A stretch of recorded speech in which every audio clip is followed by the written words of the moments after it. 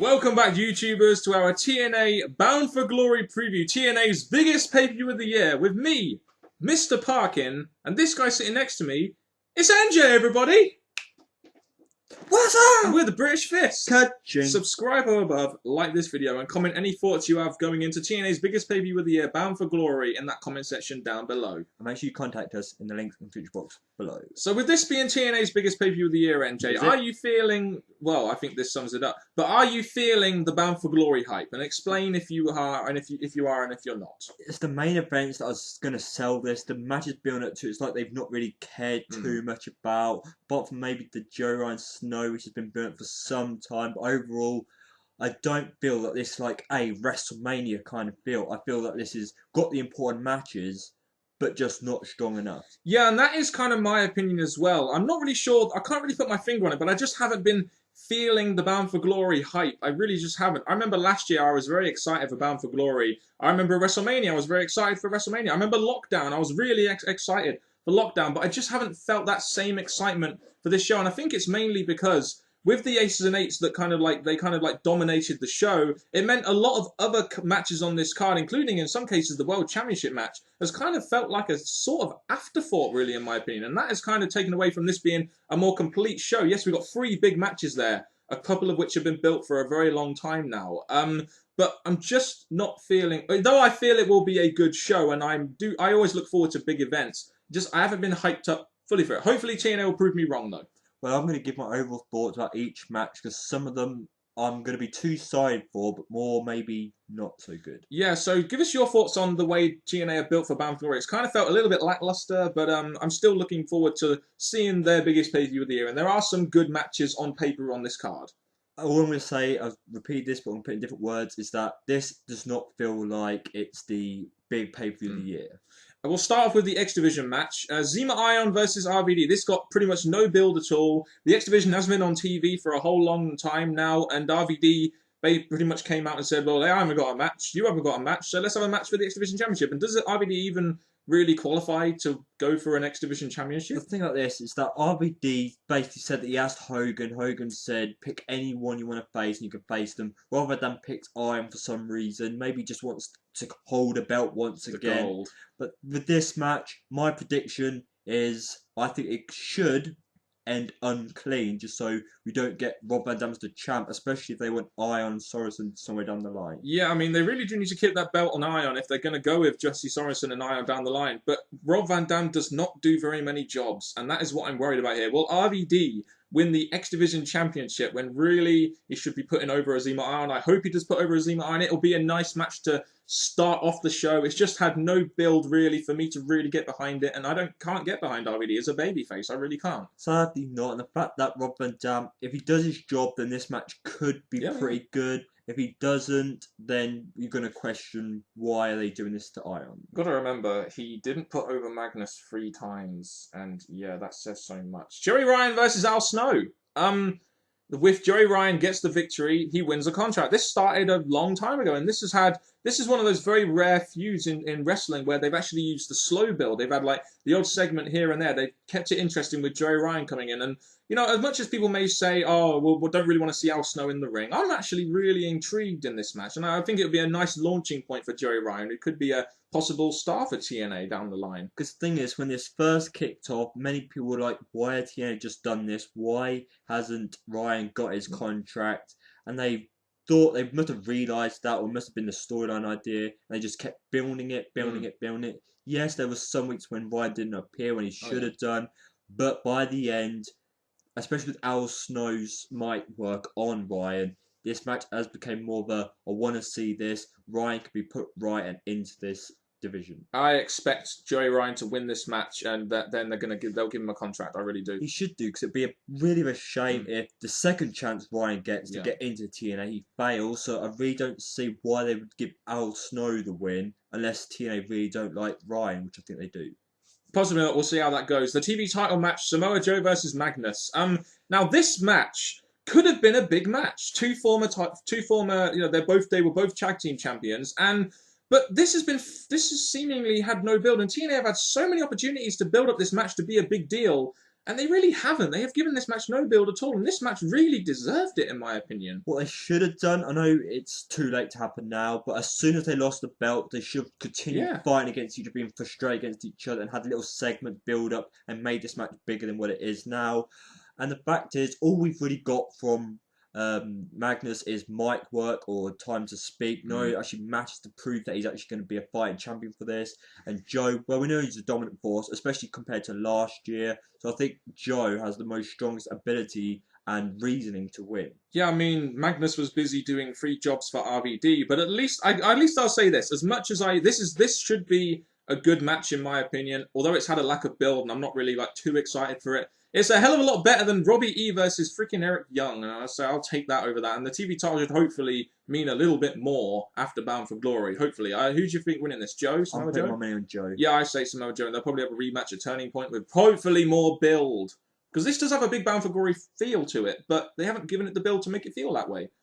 I do agree. It's a bit of a shame, but Joe all the way. Knockouts title match, Tara versus Teschmacher, student versus teacher. I think this is another one of those matches that has been built up okay, but they've kind of rushed it a little bit, and it hasn't really, again, it's another one of those feuds, in my opinion, that's kind of been put on the back burner because of the concentration on the BFG series and the Aces and Eights. Nonetheless, though, I'm still looking forward to this simply because of the very simple storyline, the teacher versus the student storyline they've got going. I think as long as this match gets good amount of time instead of just a quick match or not enough time given, if this gets enough time, I think, in my eyes, either one could win for different reasons. We're going to have Tess getting the big win over Tara at the big pay-per-view, which would be really good for her.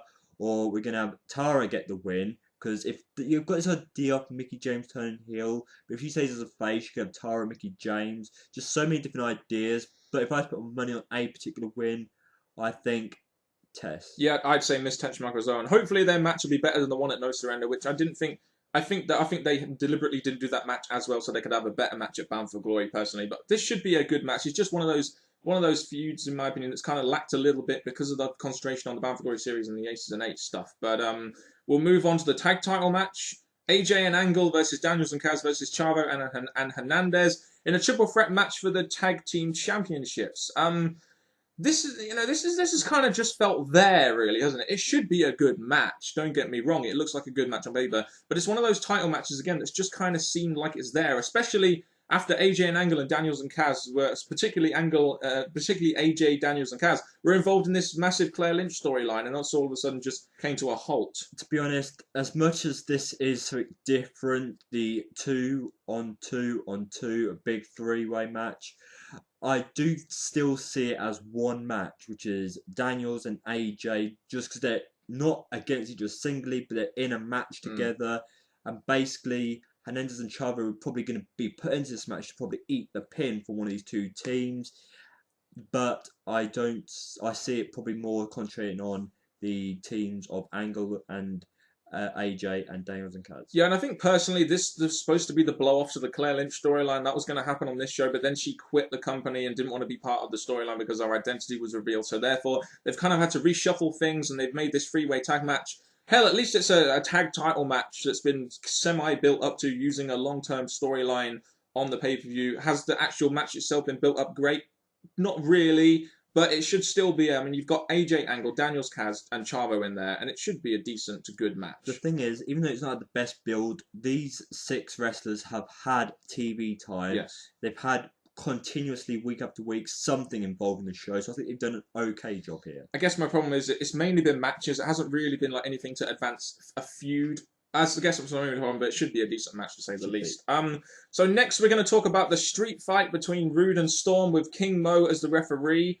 This feud now has been building up for about a year. I will say this, my excitement for this match is nowhere near what it was at Lockdown, but I'm still looking forward to seeing, hopefully, James Storm get the big win over Bobby Roode after their year-long feud, and hopefully ending this feud on a big pay-per-view. This feud has definitely gone over the year. They've kept it going in numerous ways, but the effect of taking away the title has affected this match quite strongly for me, because basically this should have been Storm's chance to prove, I can beat you, Rude, I'm the champion, not you. And I was hoping they would continue that, but this whole Aries thing has equaled out to be a big opportunity for him. And the other thing is, adding this King Mo thing, I don't really think it was needed whatsoever. No, and I can see why you may say that. I mean, Rude versus Storm on its own as a street fight would be a very good match, and it will be a very good match. And I believe this will be the semi-main event, the match before the actual main event itself, which we'll talk about later on in this video. The addition of King Mo, though, I'm not exactly a massive fan of this, but I will say this: the TNA want to use this guy as a star attraction. I guess my only problem with it is he's not an A-list celebrity. He's not like a Floyd Mayweather or something like that. I'm not really sure why they're making this C-list celebrity an A-list guy, but I mean, they want to try and bring him in like the Ken Shamrock way because they have plans for him down the line, I guess. My problem with this is this going to be the blow-off match, the match that's going to end it, even though they could probably push it to one more pay-per-view. But if this is going to be the blow-off, why add someone that could either pick the winner or determine whose side he's going to be on? I really don't think a add-on was needed for a blow-off match. But one of the best moments, the moment that led to the Attitude Era, was Mike Tyson counting the pin for Stone Cold Steve Austin. I guess they're kind of going for a third-rate version of that. I don't really know, but I think James Storm will go over here, and yeah, that's probably what will happen. It should be a very good match, semi-main event. And then we get on to, we're going to talk about the last two matches now, but before we do that, we have a little argument we want to settle in this video, and that is, what should main event this show? Now, you believe the Aces and Eights angle should main event the show. I believe the TNA World Title match between Hardy and Aries should main event the show. Now, you're going to put forward your argument, then I'll put forward my argument. You go first. Well, with the Aces and Eights, the fact that the main thing I'm going to say, I'll start with the strongest point and do miniature points when you say yours. But the strongest point of all is that this has been building up for a long time now. It's came to the pay-per-view where big things are meant to happen, and the big thing in this will either be the members are revealed,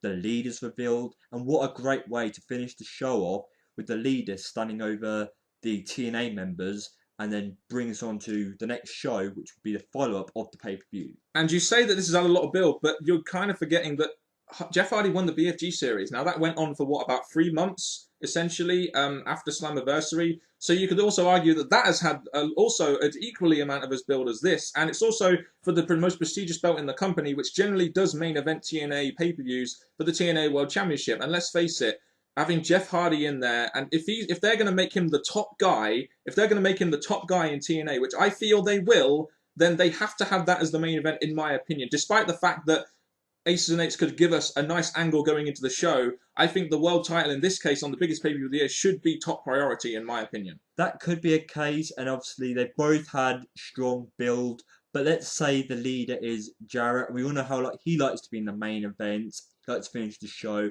especially if once the main event's done, let's say Hardy wins, whatever's the case. Yes, good fireworks, everything.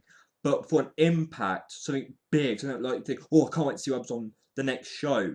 The Ace and Eights thing could give us that feeling of, I've got to see Thursday now, and that'd be a great way to finish off the pay-per-view. But if you're going to end the pay-per-view with the world champion, that is making a statement, like, this is our top guy, blah, blah, blah, blah, which is why, in my opinion, it has to main event, it really does. So, do you want to talk about these matches, or? I think we should talk about them now, yeah. The Aces and Eights versus Sting and Bully Ray. Like you said, this has been built for a long time now. It's taken up a majority of TV time in TNA for a while now, and to be honest with you, in my opinion, if this match doesn't get some kind of big blow-off or some kind of big reveal, it will be a big disappointment on this card, which is why I feel they need something big to happen at Bound for Glory with this thing. With this being the chance where big things can happen, the fact everyone's going to be tuning into this, many people are going to be paying to watch this, many people are going to be tuning for this big pay-per-view, maybe non-long-term TNA fans will be watching this. This is the big fact for the Ace and Eights to have their big moment in TNA. Their big thing that's going to be like, we've just done this, we're taking over, blah, blah, blah. So I do think this needs to be the point where the big thing that Aces and Eights have been building up to comes out. If Sting and Bully Ray win, the Aces and Eights will leave TNA forever, but if Aces and Eights win, they will receive full access to the Impact Zone. I fully expect Aces and Eights to win this one really simply, because they have to, really, don't they? They need to win many ways. A quick thing I want to point, it's not a big thing, but no mention of winning Joseph Parks back, so to be honest, he can stay locked up in a cage, knocked to pieces, ripped to pieces, whatever Ace and Eights want to do, because Hogan, you really do not care about him. There we go. Now this, I don't think the faces should win, especially with the Ace and Eights hopefully going to continue for a few more months. And also, the thing is, we've made a video a few Wednesdays back on who's the leader. It could be either Buddy Ray, it could be Sting, Hogan, Jarrett, or many other wrestlers This. now. So I think this could be the moment where this match could have loads of Oh swerves, yeah. interruptions, many things could happen in this match. There is a lot on the line here, and do you think Bully Ray will turn? Do you think the reason why Bully Ray is in this spot is because he will turn and be part of this big storyline with the Aces and Eights from now on, or? Well, following the whole contract thing, they must Yeah. have persuaded him to keep going. So I do expect probably them to help him go forward the title, make him be involved with the Ace and Eights to keep him like a main priority on TNA shows. So I do expect out of Buddy Ray and Sting, Buddy Ray to have the big push in this match. Yes, and I'll end this by saying this right now. If this doesn't deliver in a big way, then all that TV time they've given to this feud and all the TV time they haven't given to other feuds will be kind of a waste, in my opinion. And it'll be very interesting to see what a certain Terminator does at this review and on this, not just the show itself, but on the review itself. We definitely have to be careful here because obviously with this, if this doesn't pay off, we don't know what frustration or what Terminator's going to do next. But I do look forward to this particular match. I guess we better lock our doors, even though we tried that last time and it really didn't work. Hopefully he's not in the building right now. We'll move on now to the main event of the evening. I think this has been advertised as the main event, and it will be the main event. It was the last thing we saw on the Go Home show. The TNA World Championship match between Jeff Hardy and Austin Aries. Now, of course, you had the whole, like I said earlier, the BFG series build, getting Jeff Hardy to that point where he's going to face Austin Aries. I mean, this will be a good match. Both these guys can work in the ring. And I think this match, to me, more than anything, despite the lackluster amount of heat between the two until the shoot promo on the Go Home show that we got, or the work shoot promo on the Go Home show, this is essentially Austin Aries, hardcore fans' favourite, versus Jeff Hardy, casual fans' favourite, which is exactly why I feel TNA will have Jeff Hardy go over. And I think that is the entire right decision, which I've said numerous times. And this can be our second debate because I would like to have Aries, after definitely going through everything he's gone through over this year, got to this point. The fact that this is probably a big milestone of making this pay-per-view headline when it is the main event. So for him to get the big win and then probably Jeff Hardy to win on the following pay-per-view, just to give Aries his big pay-per-view win, will be the strongest statement to Aries saying, I'm the champion, I've just done this, and a big accomplishment for his career. And on the Go Home show, that work shoot promo they did with Austin Aries saying he's fed up with Jeff Hardy getting the preferential treatment and all that, I think that was the segment for me which really sold me on this match, because the previous build to this wasn't really that great. Thing is, they're kind of teasing Austin Aries as a heel now, and if they're going to, and TNA got a really difficult decision in my opinion. Do they facilitate and really help Austin Aries get there as a top heel, or do they go the other route and have Jeff Hardy go as this top babyface by giving him the victory? It's a difficult decision TNA have to make because both of them have positive things in my opinion. I'd really like, especially with this heel turn like they did with CM Punk in the WWE, when they turn him heel, they're going to try and keep him important, keep him going. So I think give him this heel win, even if it's unclean, this will do what I said, which was next pay-per-view following, Jeff Hardy could win the title then. So I think Aries could win the match unclean here. Yeah, I think if you're really going to make a statement about Jeff Hardy, you can't have him win on a filler pay-per-view. You have to make him win, especially after last year when Bobby Roode won the BFG series but didn't win the championship. This year, in my opinion, you have to facilitate the Bound for Glory series. You have to make that seem important, like the Royal Rumble needs to seem important by getting the win at WrestleMania on the occasions. You have to have Jeff Hardy win this, in my opinion, or else if you don't have the BFG series winner win the title 2 years in a row, the first 2 times you've done it, well, people are going to think, well, this is kind of pointless now. Well, they've done it to the Royal Rumble in the WWE. Oh, yeah. The winner's not always won. So I think if they did it with here, yes, maybe copying slightly, but I'm fully behind Aries. It will be a great match because they can perform in many different ways against each other. The story's been quickly rushed, but I think it will be a good match. So you're Aries. Yes. And I'm Hardy. That's it. May the best man win, brother.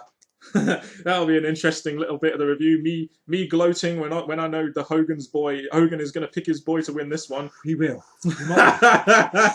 Good comeback there, NJ. So yeah, so your overall thoughts on this pay-per-view? Do you think it will deliver? Do you think it will be a big show?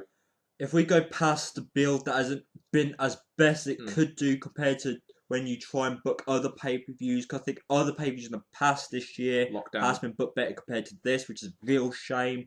The match we got, majority or some of these matches we've not given the best hope for, but the main event should sell this pay-per-view and give us direction for the future. So overall, I think it's going to be a great pay-per-view, but not as good for the people who try and work stuff out.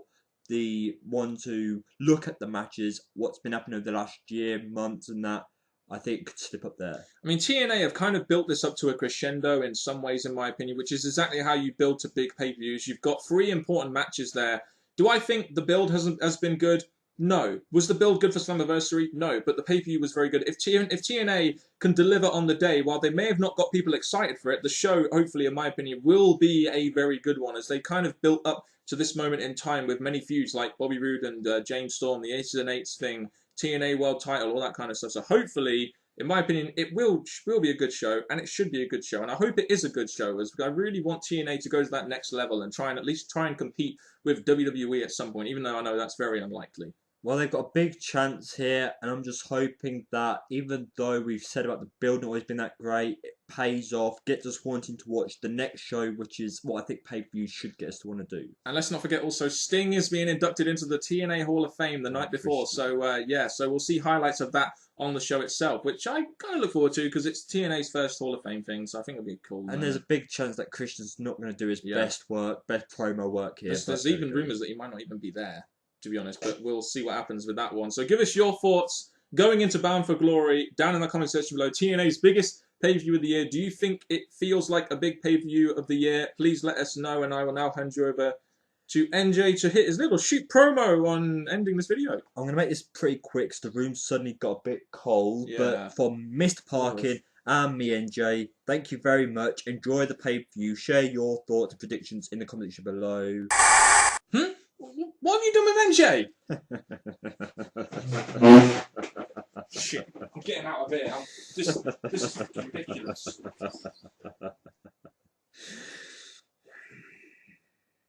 One more day, worthless mortals.